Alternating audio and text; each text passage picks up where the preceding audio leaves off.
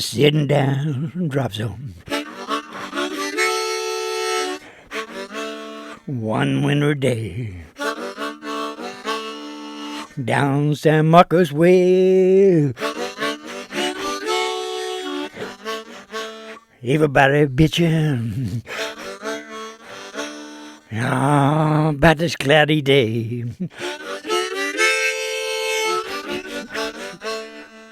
And I say, yeah, the sun is shining brightly. Michael Lockhart, he say, yeah, but she just wearing cloudy drawers. Oh, yeah.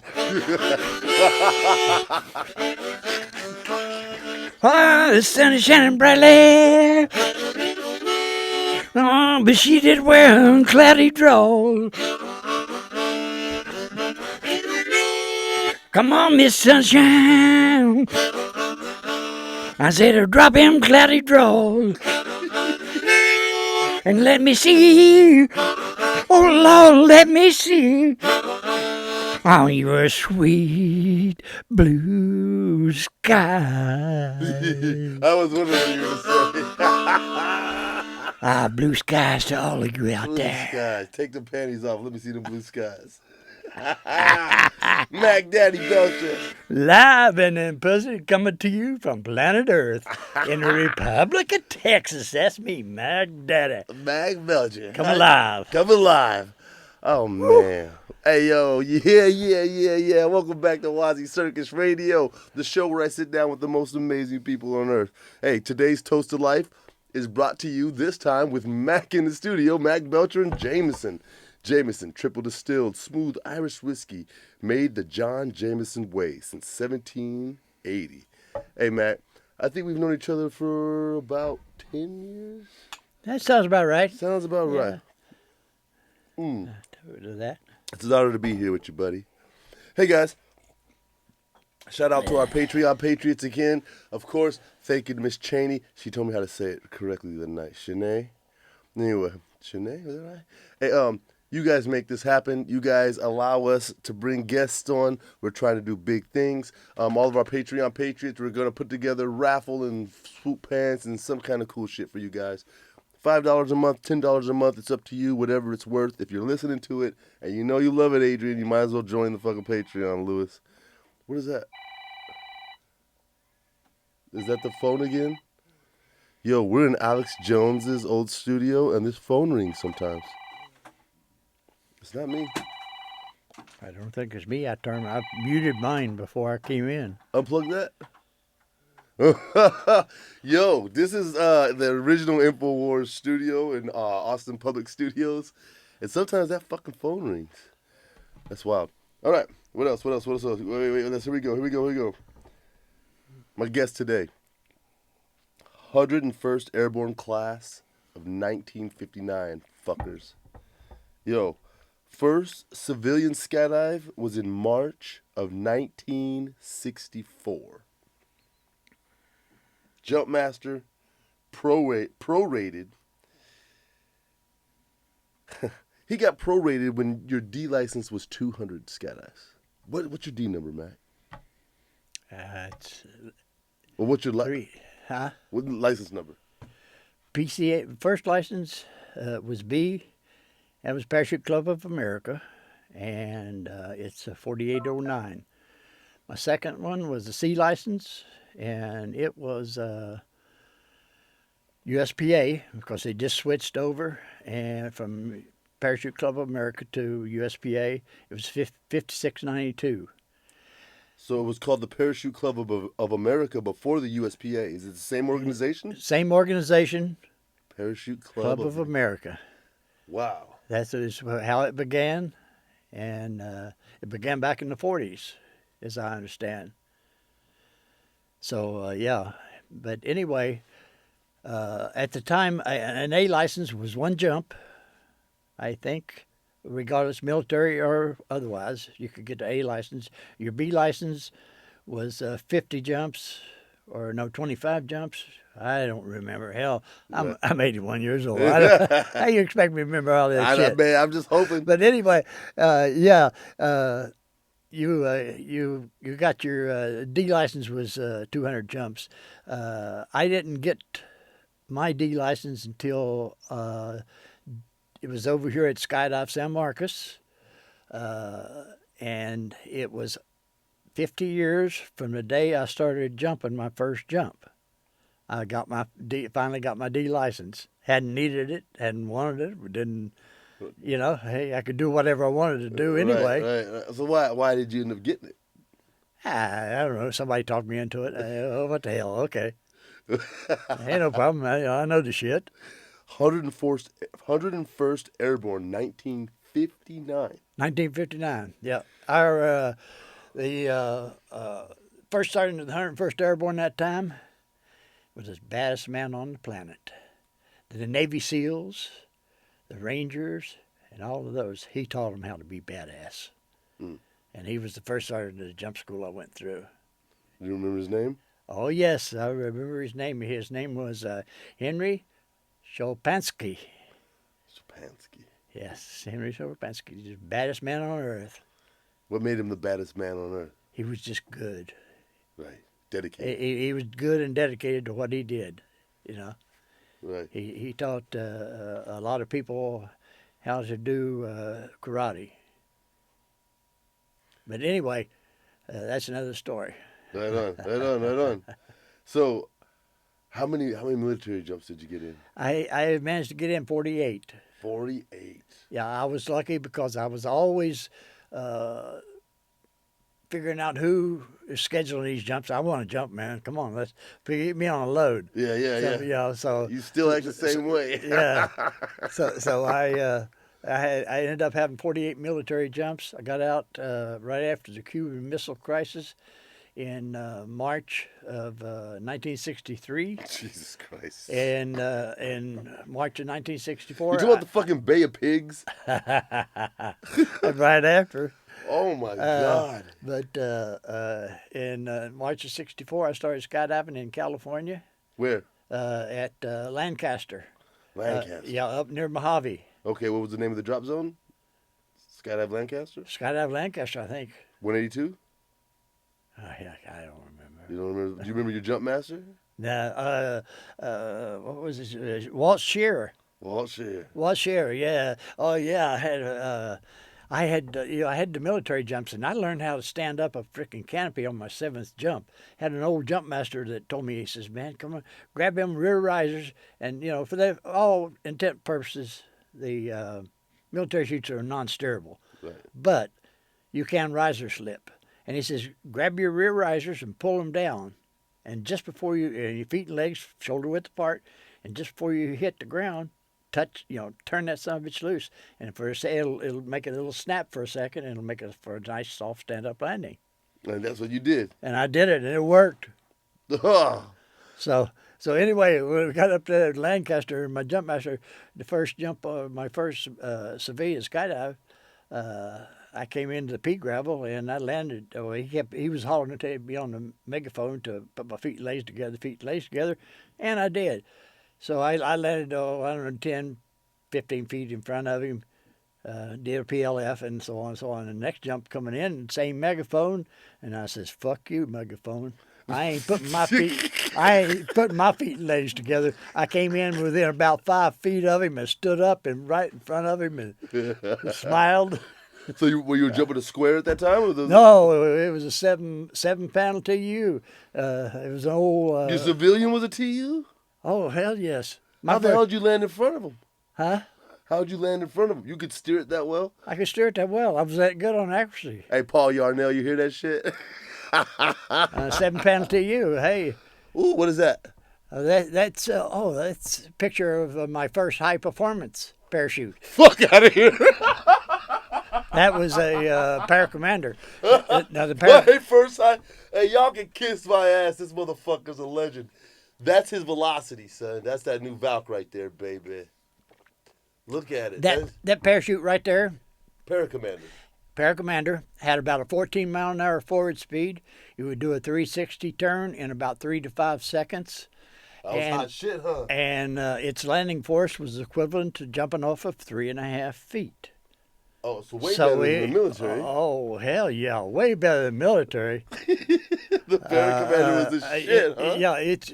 I think its rate of descent was 15 point something. Oh, y'all love that shit, didn't you? Everybody wanted a Paracommander, huh? Oh, yeah. That was the best parachute ever made. The Velocity is the best parachute ever made. No. Yes. No. Yes. It's not a parachute. It's a wing. Yes, sir. It's an inflatable wing. All right, so it's not a parachute. All right, the Paracommander. What about what was that? The pterodactyl? Yes. It didn't quite pan out as good as they wanted. However, I do have an idea that I could pan it out. What would you do to it? Huh? What would you do to the pterodactyl? If you guys haven't seen it, it's a. I would. I don't know how to explain the pterodactyl. Everybody's seen a hang glider. Exactly. Yeah. And now there is such a thing as a twin keel hang glider. Okay, you take the twin keel hang glider, and the sail wing was somewhat on that design. Okay. Okay, you cross the sail wing with the pterodactyl, and inflate it into a delta wing. And that's what it looked like. Use your imagination. Yeah, I've seen it. I've seen it at Skydive Dallas. I saw Gina Norzai jump one. No, beyond the pterodactyl. Oh, what you're trying to do is inflate a fucking. You're out of your mind. The pterodactyl is a single surface. I'm talking about a single surface made into a double surface, an inflatable wing, a delta inflatable wing. We have Valkyries. They're getting close to delta. They're getting close to delta. That's crazy. Hey. My first high performance jump. Look at that. What is that thing right there? That 4-sail? What is that? A 4-sail? It's 5-sail. 5-sail. Okay, what you're looking at is the 5-sail parasled. It was one of the first canopies to come out with the Ram Air design. If you'll notice, it's completely flat, straight on across. Yep. And if you look closely, you'll see it had a split tail. Whenever you pull down on the one side, you don't pull down on both. This canopy was extremely hard opening. When it first came out, the manufacturer recommended you do not take it beyond 3 seconds out of the plane. Woo! That's how hard it was opening. Okay, so then they experimented with rings and ropes around the top of it and attached to the pilot chute. And that did some, but it was a big hassle. Wait, so then they got into sliders. Was that a static line? It was a static line jump? No. What? How did you deploy that? This one in here, we used a Stratostar slider, which slowed the day opening down to where it was bearable.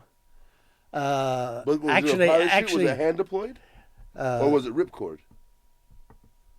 Mine was ripcord. Ripcord, okay. Mine was ripcord, spring-loaded pilot chute. Yep, big-ass, heavy pilot chutes. Yeah. I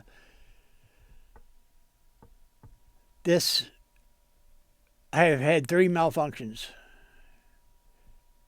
in my life, and all of them were on a canopy like this. My first malfunction was it was at a big bass picnic, and it was probably 2,500, 3,000 people there, and I had a busted ankle and was walking on a cane. But before this happened, I had a series of about 15 one-foot stand-up landings on this particular chute. Okay. So you're pretty confident. I was confident. So now I'm going to be the fucking big showstopper. Number one mistake, I'm going to take my cane and I'm going up on this jump and I'm going to come in front of the crowd. And flare and do a 1 foot stand up and put my cane down and walk up and wave to the crowd. Yeah. Yeah.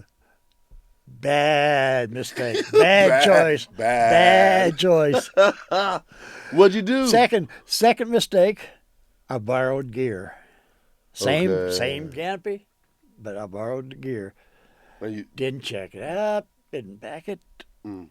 Went out with the cane, no problem. Come time to pull, no problem. Looked up and bag lock. Now we got problems. Now we got with problems. the cane in your hand, you can't even fucking. You got. What do you? First thing I do. Second, tragic mistake. I reach up with the cane, and I'm gonna try to shake this bag a little bit to get it to come out. And I'm shaking, and then all of a sudden I say, uh-oh, too much time. I turn everything loose, and I look at the ground, and I says, oh, my God, I am dead. Hit my fucking reserve. Whoom. I was 5 seconds under a 26-foot conical. 26-foot conical has a rate of descent of 16.5 feet per second. You do the math. I got line stretched at 90 feet. Oh Jesus! You hit the ground hard as fuck. No, I hit the ground soft. Really? Once I got 15 feet a second. Yeah. Well. That sounds like it fucking hurts. No, not really.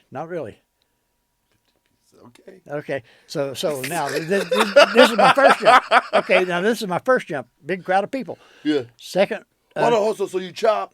Do you land in the landing area? Was the spot no, right? I went behind the trees with the reserve unopened, and from where the crowd was, everybody thought I died. Yeah. Then I came around, and the first man to greet me had 2 cups of whiskey. He said, "Wow, that was neat. Could you do it again for us?" Handed me a cup of whiskey. He said, "No, but I sure appreciate the whiskey." When all the shit was happening, it was just calm. It was calm, no problem. But the shit now was starting to hit in. The shock was starting to hit in. Right. So it ended up on the plane ride back. I fucking wanted some fresh air, so I crawled out of the plane on a 180 and hung onto the wing and hung onto the strut. I didn't hang. I was on the step. The step, yeah. I love it. But I didn't have any parachute on. Well, yeah, your fucking mind. What? Yeah. What pilot? What the fuck? What do you mean, yeah? Fuck you mean, yeah. You mean this is at the same event where you already went to reserve? Now you're hanging on the wing with no fucking rig? How the fuck did you make it to 80? I got friends that died at 22. I'm a man on a mission. That's all I can tell you. I'm a man on a mission. I always think about that shit. So now, without a rig. now it's the 4th of July. Okay. Beach Boardwalk, Santa Cruz, California. God damn it, Santa Cruz. Big fucking shit. Yeah. And What year? Oh, hell, I don't remember. Give me a decade. Year. Give me a decade, motherfucker. You got in the 70s. 70s. There we go. In the 70s, had a smoke bomb on each foot. 40, 50 years ago. Yeah, had a smoke bomb on each foot. What gear are you jumping? Huh? What gear? Is it a belly mounted reserve? Or No. I'm jumping a strong piggyback. Okay. With a paracommander or with the parasled. With the parasled. With a parasled in it. What plane? And a 26-foot conical reserve. Reserve. Okay. The same thing that saved your ass. Right. The other reserve. Same thing that saved. Same reserve. What airplane? The airplane was a Twin Beach. Okay, the Beach. Yeah, Twin Beach. Were they pretty common back in the day? Oh yeah. They were everywhere. That's what the jumpers did, huh? Oh yeah, the Twin Beach was a nice airplane. It is a nice airplane. I've jumped it out at Siloam Springs, Arkansas. But yeah, okay, Santa Cruz. So on now, the boardwalk, you guys landed on the beach right there. Now I go out, boom, smoke, everything's going good, boom, and I fucking pop my chute. And it blows into fucking pieces. I mean, it separates fucking massively. Whoa! And puts me in a violent spin. Where's your spot? Is it over the ocean? No, I'm right a little bit over the ocean. And so I reach up and I got cape wheels. So I reach up and I uncover my cape wheels and I pop my cape wheels. And because of going in too slow last time, I made a bad mistake I didn't. When I popped my cape, when it got through, it threw me, and I was head down, and I pulled. Your reserve. I pulled my reserve, and it came off my shoulders, and it went right to my right foot, and it snagged onto this smoke bomb. Now I'm laying there looking at the freaking pier in Santa Cruz, and I said, I'm gonna fucking die. So I shake my foot, and I kick it, and it comes loose and it opens up, but it burns holes all around the high pressure area. So I was lucky I didn't land on the land. I landed on the beach, in the water close to the beach, and they were there just instantly picking me up. So no problem. But you had holes in the canopy. But I had holes in my canopy. So yeah. you hit hard. I would have hit pretty hard on land. What were you wearing? Like beach shorts and like a No, Hawaiian shirt? I always wear I always wear a jumpsuit. Okay. Always have, always will. Protection. That's right, some kind of protection. I don't go get on a motorcycle without leathers. All right. Yeah. You know. That's smart, man. Yeah. That's smart, man. Yeah. I try to be. I used to jump barefoot till I landed off. You had to walk through a field with fresh cut grass that was dry. I felt like needles on the bottom of my feet. I've always worn shoes from that day on, some kind of protection. Holy shit! So that was number 2. What were you doing in California? That's one of my favorite places on earth. In fact, shout out to the WazzyCircus Canopy Adventure. We're going to Marina, right there south of Santa Cruz, March something with the crew. Yeah, I take these, dude, we go up there and fly the dunes, and we jump out of the King Air at 18 grand. It sounded like Monterey. Monterey, right north of Monterey. Monterey, yeah. Right north. Well, Monterey Bay. Yeah, the yeah. King Air. Yeah, that's, it's my magic place. I worked there for a little bit. And, Did you? and I take people back out. I fell in love with that lifestyle, man. And now I just kind of share it with my friends from Texas and Oklahoma.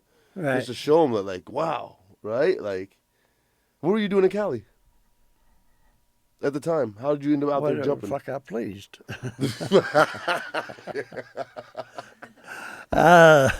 No, let's back it up. I went to California. I went to California in '64. Started skydiving. Did blah blah blah.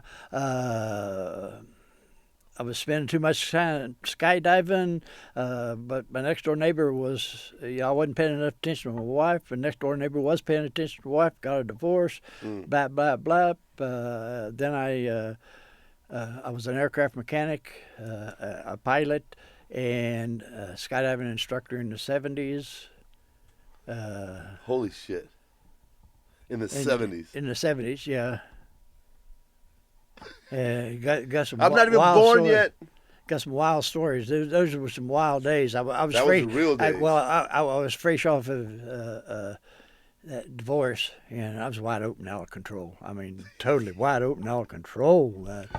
You name it, let's do it. Tell me, what? Tell me something. I don't know. I was born in '76, so I don't even know. What were y'all doing in the '70s when I was getting born? What music was playing? Well, let's put it this way. What music was playing? Jesus, I don't remember much about the music. The disco was popular. Okay. That was if I wanted to get laid, I'd run out to some of the local meat markets and do some disco dancing. Okay. But I preferred country music or the blues. Uh-huh. I used to listen to Charlie Musselwhite, which is a great blues player. Okay. Charlie Musselwhite. Charlie Musselwhite, yeah. I'm gonna look him up. Look him up. He's one of the old-time good harmonica players. Oh, I love the harmonica. Yeah, harmonica is a great instrument. It's got a lot of history behind it. That was one of the instruments of choice for the pioneers coming across the United States. Was what do they call it? A pocket organ? Yeah, organ. Pocket organ, man. I learned how to play it when I was quite young. Simple songs like "Oh Susanna" and "Down in the Valley." Who inspired you to pick it up? My dad played it a little bit. Okay. Yeah. Yeah, man. So I don't know what got into me, but we got some. And when you're driving the tunnel, it's 30 minutes of just sitting there. right. So excuse me, I just started playing the harmonica. and I'd put on old blue stations, and I would try to mimic the songs I was listening to, or play along. Right. And it's all breathing and trying to get it right. And I was free diving at the time, so it was perfect. I love it. This is my locker, man. I'm gonna pick it back up. I like the way you opened the show, Matt. Ah, Yeah. I don't know how we got on harmonica. Hold on. Back to Santa Cruz, California in the 70s. okay, yeah. What drop zone So- were you guys leaving out of? Santanella. Santanella in the Central Valley. It was right on I-5.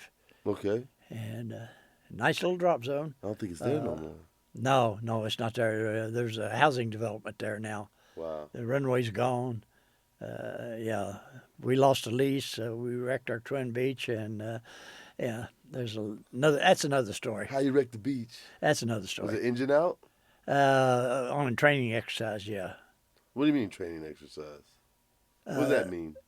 Fuck is a We training were exercise? training a new pilot on a single engine out, and he couldn't handle it. Yeah, it was his first time. He didn't handle it. But anyway, and we lost the lease on the airport, and they Yeah. turned it all into a housing development. But on the upside, I seen some Google pictures of it the other day, Uh-huh. and there's still enough of the old drop zone. They give me a fucking chance, and I'll do an outlaw jump into the old drop zone. I don't give a shit if it's legal, illegal, or what. There's enough land for me to land on there. Ah, that'd be cool to go jump in your old DZ. Oh, hell It's not yeah. there no more. I will. That's fucking crazy. I I hope OSC lasts I forever. jumped at Paris Valley. Uh-huh. The last time I jumped at Paris Valley, all they had was a packing table Uh-huh. and a little booth about the size of the one we're in here was with a manifest and a Cessna 180.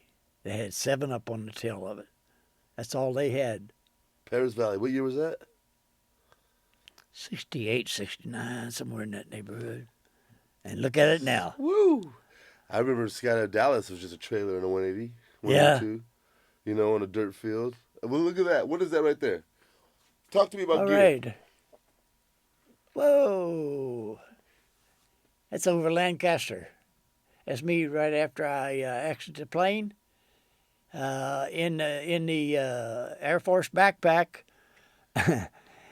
I went down to the Army surplus store in L.A.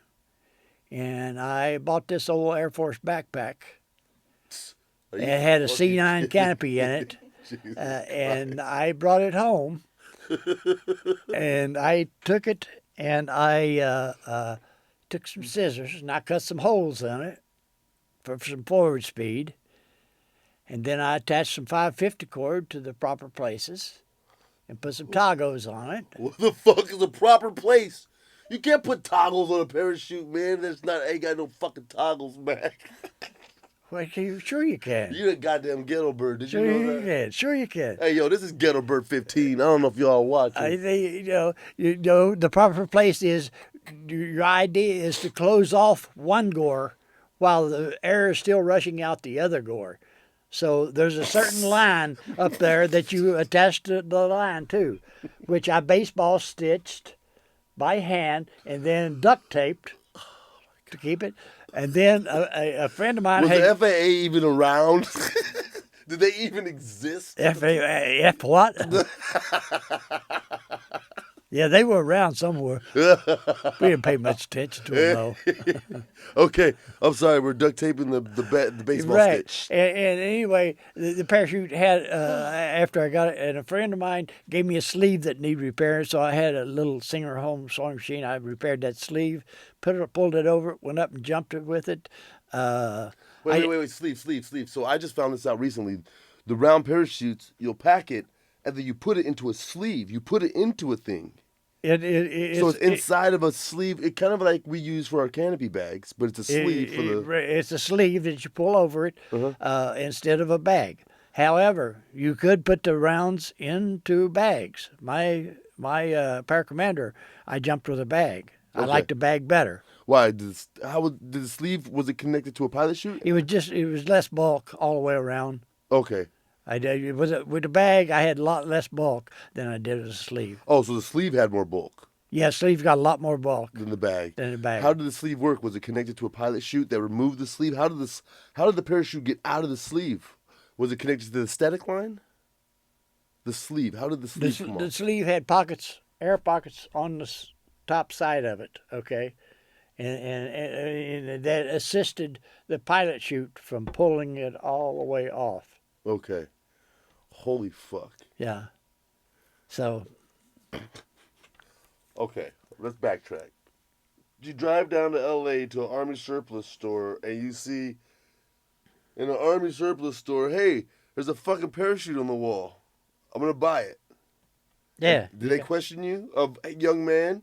What No, the fuck are you gonna do with this thing? no. And what did you say? Ain't nobody question me. I give them the money, they give me the parachute. I go home. But you're fresh out of the service, so you know how to look at it at least. Yeah, Okay. yeah. I know a little bit about parachutes. Hold on. I doubt. I don't want. I want to refute that because you took scissors to it, and that doesn't sound like you know much about parachutes. Well, logic. Let's put it this Yes, way. let's go to logic. Okay. Scissors and Now, parachutes. now Frank, I know you lived. I know I'm wrong. You've got on these parachutes, the way they were made, you had seams. Okay. Now you could cut the material where these seams were, and would not affect the structurability of it.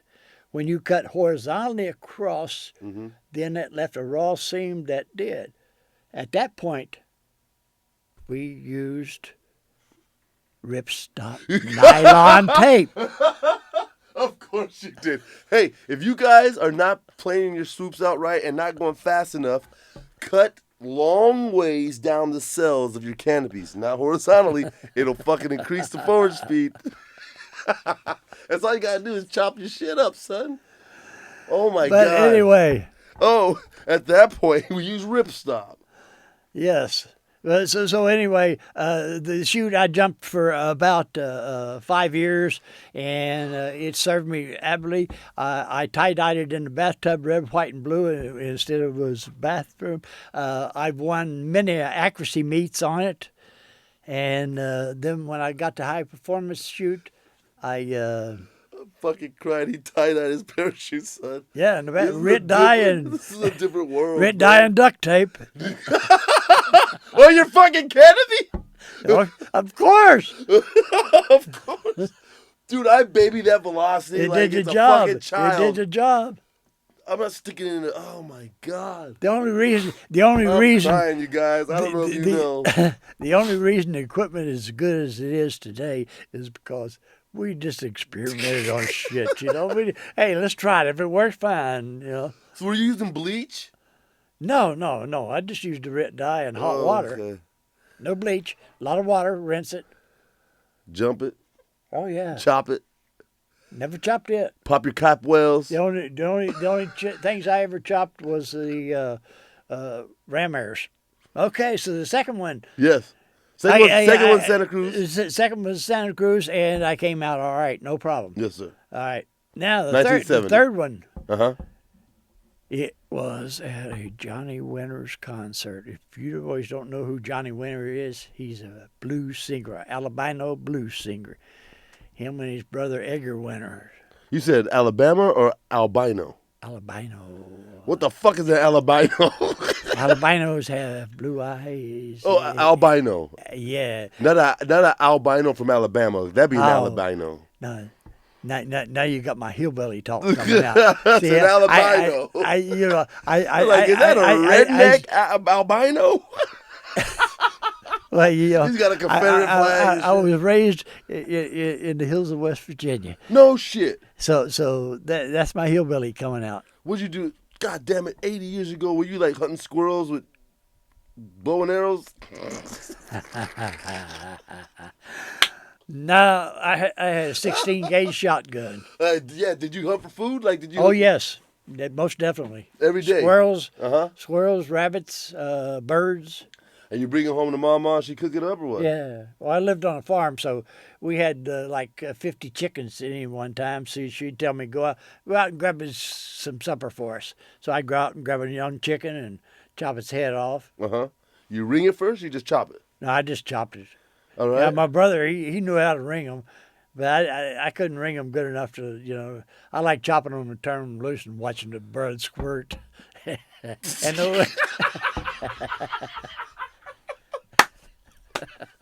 and the wings flapping and trying to fly. With no fucking head. Running around. That's, Hey, that's Hold on. That's TikTok. So, that's that hillbilly anyway, TikTok, son. You anyway, just chop back a chicken's head to off. the third. Hold on, how you get the feathers off? You had to pull them off? Or you had to- Boiling water. You just boil the whole thing and then it just come off? Yeah. You boil the whole water. You pick the big feathers off. Then you take a fire and you singe the small stuff off. Uh-huh. And then you cut it up and eat it. Wait, so you don't skin it? No. Okay. So you yank the big ones off, singe the rest off, boil it. The rest will come off. Boil it or fry it. Okay. Right on. They're usually fried. The young chickens would fry. The older chickens would boil and make chicken and dumplings and shit like that. What's the wildest thing you've caught and ate? Do you think weirdest thing? Well, weird to us today. To you is normal. Like you ever eat raccoon? No, never eat any raccoon or possum or anything. None of that shit, huh? No. You deer, elk. I've tasted both. Okay. Man, what a different time, huh? Man, I don't want to sound like an asshole. Did y'all have electricity and shit? Pardon? Did you have electricity when you were a kid? Like out in West Virginia? I mean, I know there's electricity in America, jackasses. I'm not saying yes, that. we had electricity. Running water. We had outhouse. You grew up with an outhouse for sure, for real. For real, we had an outhouse. For a while there, we didn't have electricity.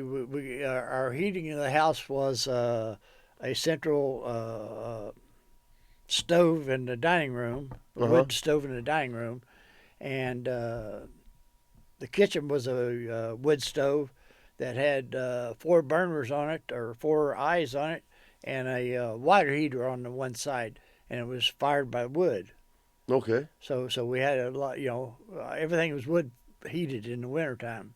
So you got, was that your chores to go chop? Oh yeah. We had chores from the time we was, if nothing else but carry the milk bucket for Mama while she going to milk the cows. We had chores. Right. 2 years old, I can remember carrying the milk bucket for Mama. That was one of my chores, and I learned how to cook when I was about 6 years old. I was able to cook dinner for the family, and I learned how to sew.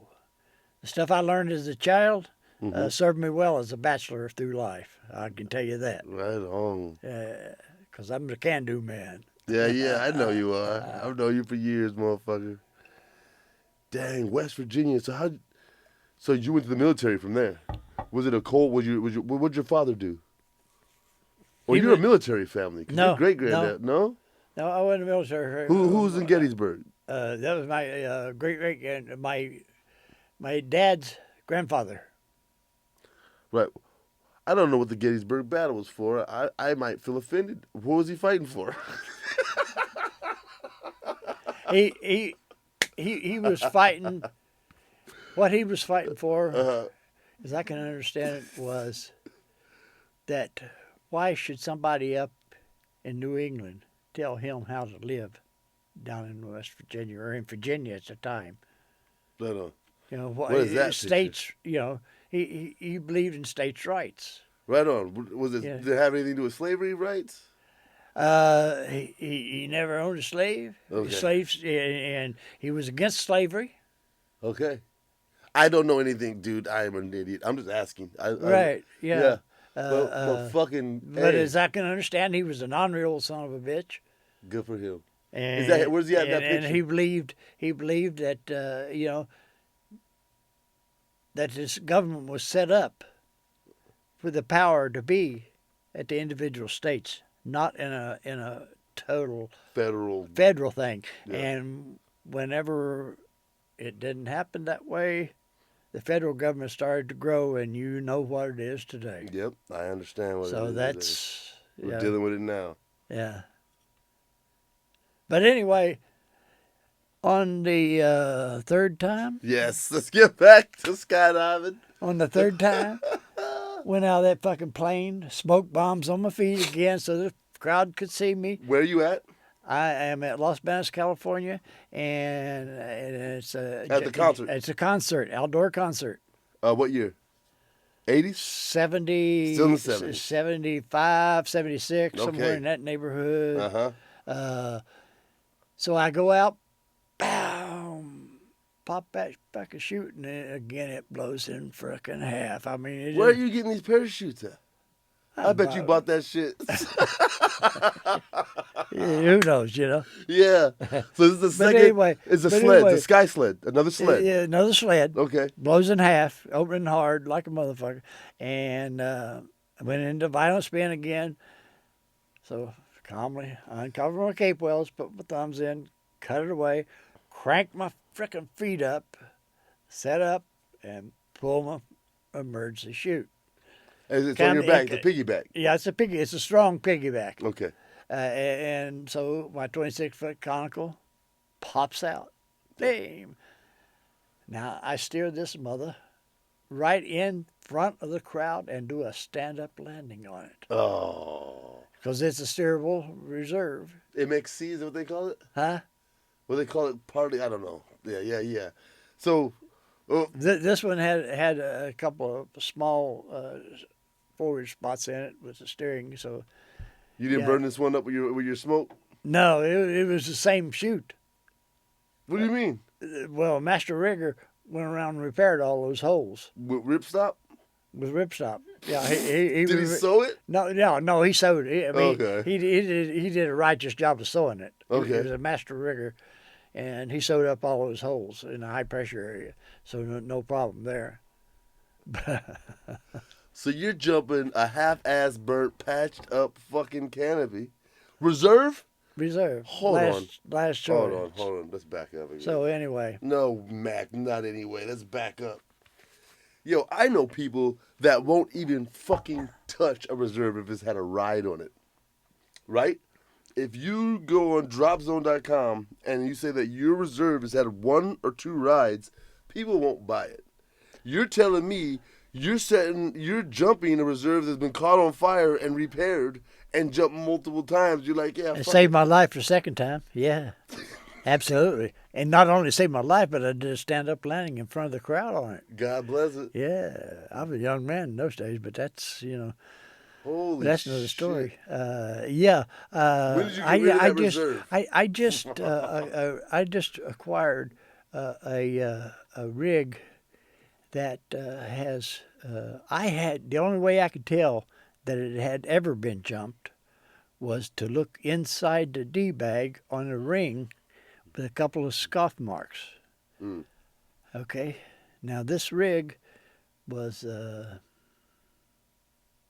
26 years old, 25 years old, but been kept in a controlled environment container. Mm-hmm. Okay. This thing is pristine. You jumping it today? No, I'm not jumping it today. Oh. But I was online for sale, and some rigger came on there. And if it's over 20 years old, it's no good. Right. I'm sorry. Where does it say that in the FAA regulations? And, I don't know, I've been and told how that much too. and how much advancement can it be? Right. There hasn't been that much advancement in technology. Since the Paracommander? No, let's say in containers. Oh, in containers, right. Okay, you're talking about the container. A visual container. Right. A what? A visual. A what? A vigil? Javelin, I'm sorry. Oh, javelin, okay. You found a javy, and it's in good condition. The only way I could tell that it had been jumped was to look in there and see those scuff marks. Will they not pack it? Huh? Will they not pack it? This guy said he wouldn't. Oh, fuck that guy. Yeah. I know a guy will pack it. You got $60, I get it packed tomorrow. Yeah. What are you jumping now? What are you jumping now? What's your canopy now? I have 2 canopies. I have a Sharpshooter 245, and I have a Star Trek 290. Who makes those? Flight Concepts. Okay. Before they went out of business. Well, they're not out of business, but they're no longer making civilian parachutes. Okay, they moved. It's a great canopy. Uh-huh. The Sharpshooter is far superior, in my opinion, and having owned a Spectre Mm-hmm. and a sharpshooter at the same time and jumping them back to back on the same day. The only difference I could tell was the angle of attack was a lot better on the sharpshooter, but the Spectre was a little bit faster because of the 0P. Gotcha. It was But the DP, you couldn't sink it as well as you could the sharpshooter. with a sharpshooter. Right. Because of all that forward drive. I can sink that sharpshooter in from 30 feet. I can bury it and sink it in, and its landing force is about the equivalent as jumping a paracommander. Okay. It's solid, but it's stand up. The 290, my rate of descent on the 290 is about 9.5 feet per minute, as opposed to the 15. as opposed to the 15 on the paracommander. Okay. Now that's coming straight in, just sinking it. I talked to the guy that made my 290, and he said, and at this time I weighed 190 pounds, and I told him my whole experience through how many I had over 600 round jumps and so on. And he said, with your weight, with this chute, you should be able to, on a 0 wind day, you should be able to come over the target at about 30 feet and just sink it in and stand it up. No sliding in, no running it out, none of that shit. He says you should be able to do that. I haven't done it yet, but I would have worried that whole story is yet. I haven't done it yet, but I'm on a mission. I've only got 10 jumps on the thing, but I love the canopy. It's a great canopy. When'd you come out to Texas? I came out to Texas in 2000. I got to skydive San Marcos in 2010. 2010. Okay, so the Illingsworths owned it then. Jim. Yeah, it was skydive San Marcos. Yeah. It was skydive San Marcos again. Skydive San Marcos was a great drop zone. It was a medium-sized drop zone with a small drop zone feel. Yes, it was. Spaceland, God bless them. They are what they are, and But I prefer the smaller drop zones. It seems to be a lot more fun. A lot more friendly. Yeah, a lot more friendly. Have you been to Lexington? I have not. Whoa, I've got to go out there someday and see. You've got to go. Yeah. It is exactly what you're looking for. It's exactly what you're looking for. Yeah, Skydive San Marcos was a good time. I used to hug drogues out there, hop in the pool. Oh yeah. Rattlesnakes. The thing it kind of when Spaceland took over, they knocked that pool out. That like all the memories. But there was a pool table in there. Yeah, it's not there? Well, they threw it on the fire, and they burned it until it melted. They burned the fucking pool table out of the room? Instead of saying, hey, sitting down, here's a pool table, somebody want it, I would have taken it. I could get $100 out of it, and fucking just like that. Or something, right. Or something. Instead, they just burned it. Yeah, out with the old. And that didn't set well with me. I mean, come on, man. Man, we haven't been back since you want to change the place into what you want, but come on, consider. Yeah. Consider. When we lost the pool, the kids didn't want to go anymore. Yeah. Because, they can't run around the grass area. They got to stay on the rocks. They just rather go somewhere they can shoot bow and arrows and shit. Well. But what great facilities and awesome airplanes. The safest planes in Texas. Yeah. I would say. No, that's what they say. Hey, they've got a good business model. Their students are great. Their instructors are great. It's just a different feel from the old school guys. Like, you're older school than me. Well, I came from a small Cessna drop zone in Oklahoma. I'm not really used to the overseeing I get when I walk in the door there. I'm kind of just want to just be. I'll give you an example. Eloy. Yes, Eloy, sir. big time.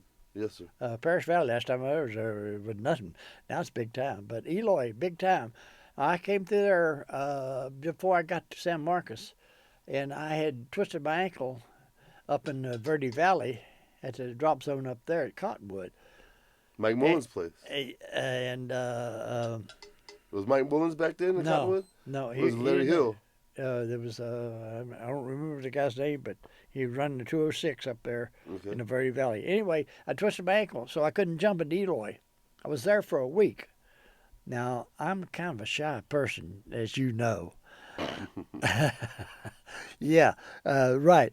And I got to know maybe one or two people. Mm-hmm. If I wasn't on a big-time star event or I wasn't training for this or that, I was nobody. Right. That's the feeling I got out of the big drop zones. And I like the smaller drop zones better. For me, I like the smaller drop zones better. I think I'd rather be a big fish in a small pond than a small fish in a big pond. Yeah. And that I'm on a big way, I'm a big deal kind of attitude kind of sucks. Yeah. Or let's go do some flips out of the plane and try to high five. That's more of a better vibe. It's more fun. You know what I mean? Let's go have fun. Let's go have fun. That's what it's all about. Skydive Spaceland is fun. We're not saying it's not fun. I'm not saying it's not fun. We're just from different It's, backgrounds but and different. it's a big drop zone, and I prefer smaller drop zones. That's just a personal choice. Have you come out to Lone Star yet? I don't think you've been out there. I've been out there a couple of times. I jokingly told somebody that the only reason I don't jump at Lone Star is they don't have any pea gravel. Really? And I'm an accuracy jumper. I'm an old school accuracy jumper, you know. You want a pea pit? Fuck yeah. If we get you a pea pit, you'll come out? Yeah, I'll start jumping, when I can during the week. Right. I'll talk Right to now, Joe. I'm going Joe to put a pea pit in. He needs a pea pit, don't he? God damn it, Mac, I will build you a pea pit. That's the softest place on the drop zone to land. Right. Yeah.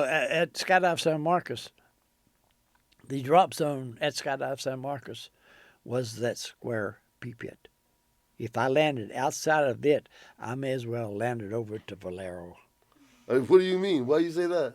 That's just here. The way it is. Yeah, That's here. Yeah. If I landed outside of that pea gravel, I am landing off drop zone. Yeah. Off drop zone.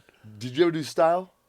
Never did style much. Okay. I wasn't coordinated enough and wasn't fast enough to do style, but I was good at accuracy. Okay. Style's hard, isn't it? Oh, style's hard. That's the original free flyers. Yeah, Weren't original they? free flyers. They're kind of head down. You want to small. fall fast. You want to fall fast and turn fast. Boom, boom, boom, boom. Yeah.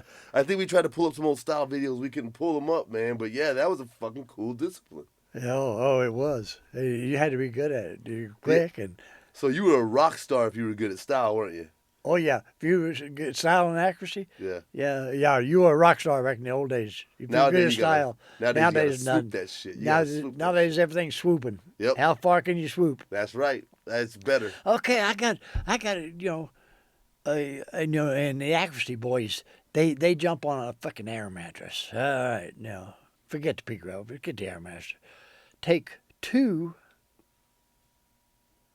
pads with 2 centimeter dead centers. Mm-hmm. Put them out there on the ground, not on the pea gravel. Right, not in the soft spot. On the grass. Yep. On the tarmac. I don't give a fuck where. But you put them out there. Now you've got pro accuracy. You got to come in and you either got to swoop and touch those 2 at the same. You have both of them to get a dead center. Both of them have to be activated. So you got to hit both of them. You got to hit both of them. So 2 feet. 2 feet has to touch. Do they have spikes? You jump spikes on the bottom of your heels? Is that? Well, the accuracy boys do now, but that's going to be out whenever you got to. I mean, the chances are you're going to get a dead center on one, and you're going to get 5, 6, 8, 10 centimeters on the other one. Even if you're coming in swooping and you're hitting them.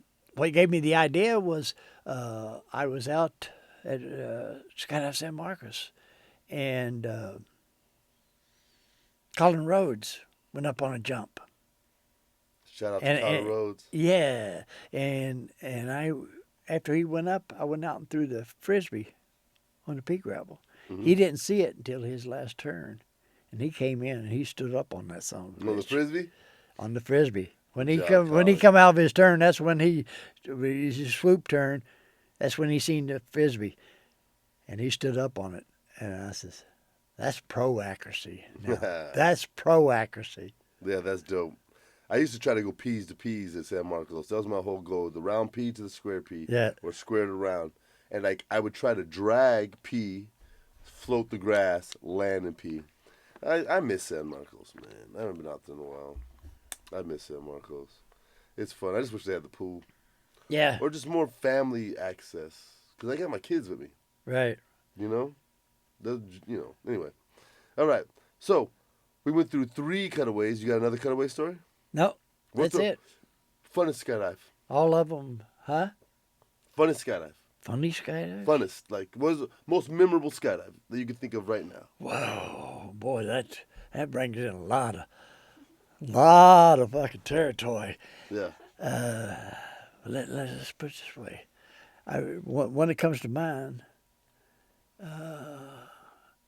was the Ash Meadows Desert Classic. Okay.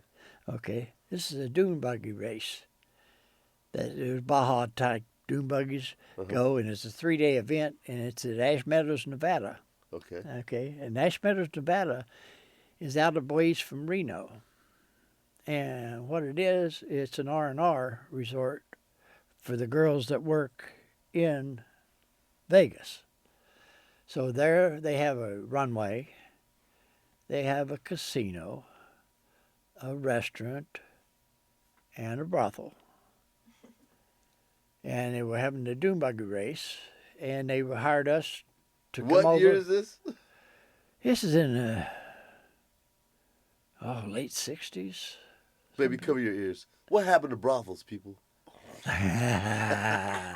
anyway, You dirty old man. anyway, so they gave us we had a 182, and they gave the jumpers $100 a day, and we would do 2 jumps in. What? So it was $50 a jump in. We would jump in the morning and jump in the evening, and then at a award ceremony, we would jump in with the trophies and the checkered flag. Okay, so they gave us $100 a day. It was a 3-day event. It was $100 a day, plus all the food we could drink, all the whiskey we could drink, All the whiskey you eat, women, all the food you can drink. all the women we could. No shit. Yeah, I mean everything was free. Yeah, that was that was a memorable weekend. You know. Hey, you can't cancel this shit. It was fucking 90 years ago. Y'all kiss my motherfucking ass. All right, hey, let's get to a Friday freak out in this motherfucker so we can wrap it up. Mac Daddy, you're the goddamn man. Yeah. Okay, before we get to the Friday freak out, why skydive? Why? With all your experience and just why get out of airplanes? Goes back to when I was about 8 years old. Okay. Had a dream about every month, every couple of months. I was falling off a cliff. I was screaming and screaming and screaming.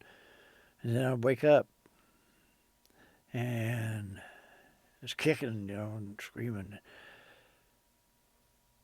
And they said that if I ever hit bottom, I'd die in sleep. About 14 years old, had the same dream. But halfway down, I stopped falling, and I stopped kicking, and I started floating like a feather, back and forth, back and forth, back and forth, and I landed on my feet. Mm. And I woke up from that dream and says, I like that feeling. Yeah. 17 years old, went down to the Army recruiter, says, I want to jump out of airplanes, man. I want to jump out of airplanes. Yeah. And from my first jump, I fell in love. Yes, sir. Yeah, been doing it ever since. Yes, sir. 1959. 1959. I can't do math right now. All right. It's about 62 years.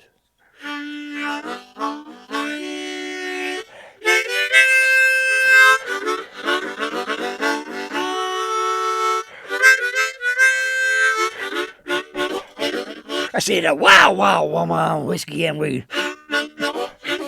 Oh, baby, that's what I need. You ain't here what I'm here for. Don't come knocking around my door. You wanna have some fun with me? Oh, pretty baby, I'll set you free. I said, wow, wow, woman, whiskey and weed. Oh, pretty baby, that's what I need. I said, will you get a while, you and me? Drinking that whiskey and smoking that weed. I said, drinking that whiskey and smoking that weed. I said, we'll make a love all night long. Start all over, come on, morning dawn.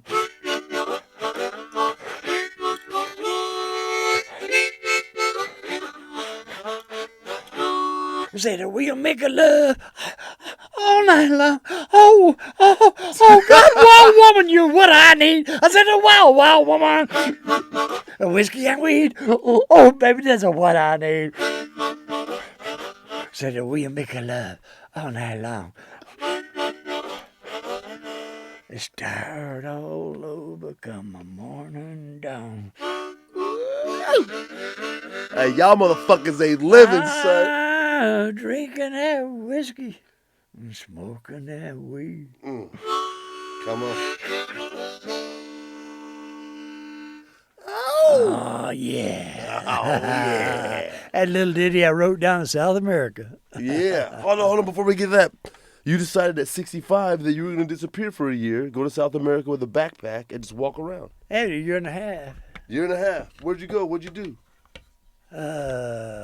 I started off in Brazil. Mm-hmm.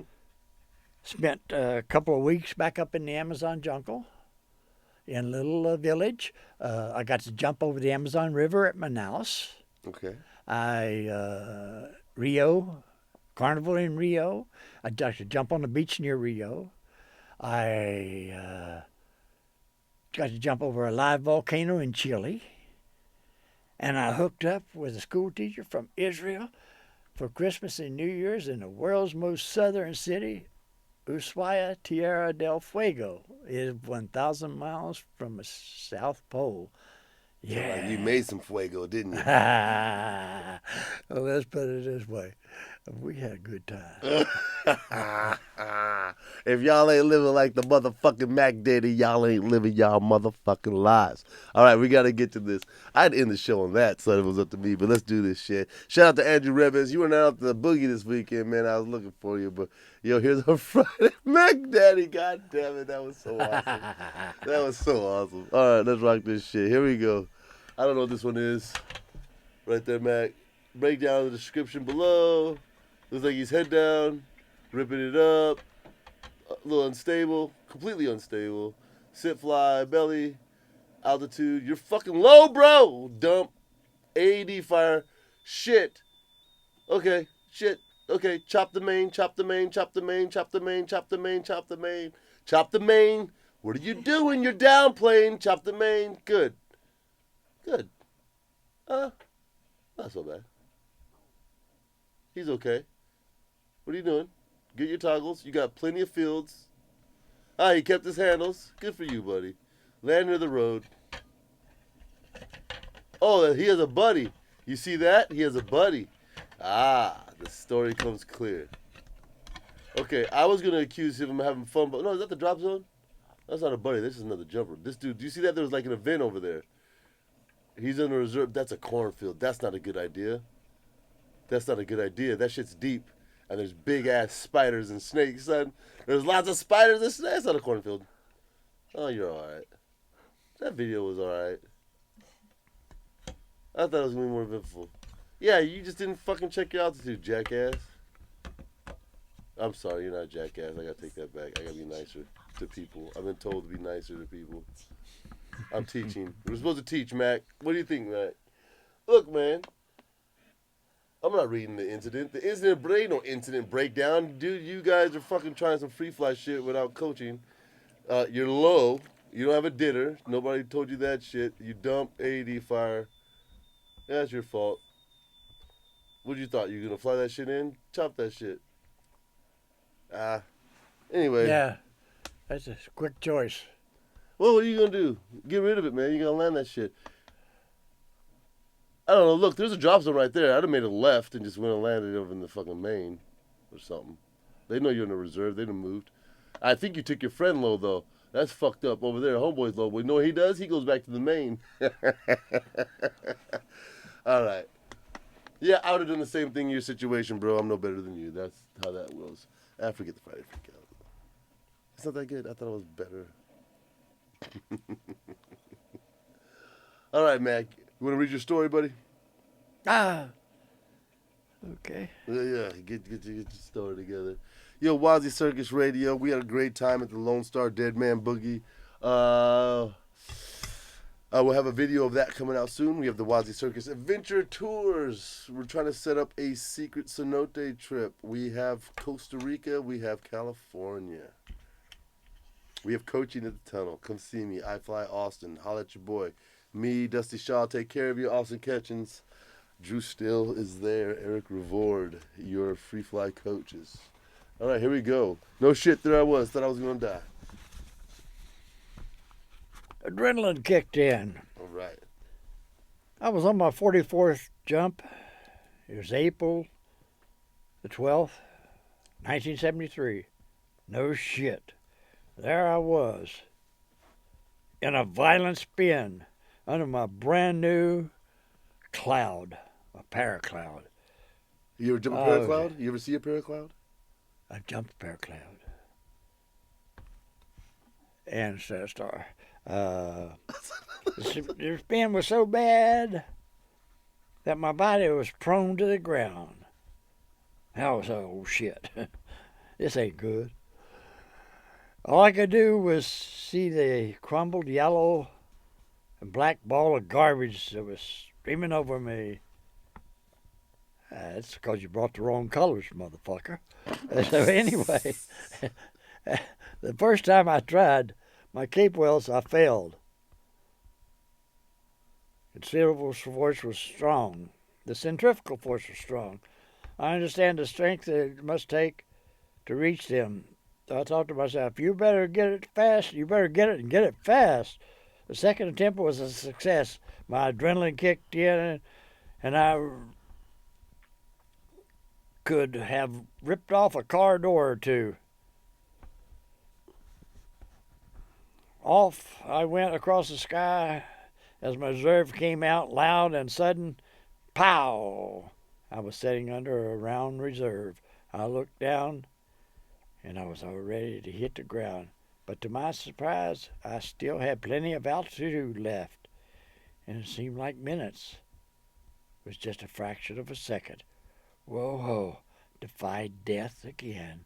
I never felt more alive when I landed, 'cause the adrenaline kicked in. There you go. Best I could do. WazzyCircus Radio. Support us on Patreon. Keep your head on a swivel and hook that shit. I love you guys. Holla back at your boy. Thank you, Mac. That was an honor, man. Not a problem. Thank you, Mac. It was my pleasure, my honor. Yes, sir. I was proud to be of service to you.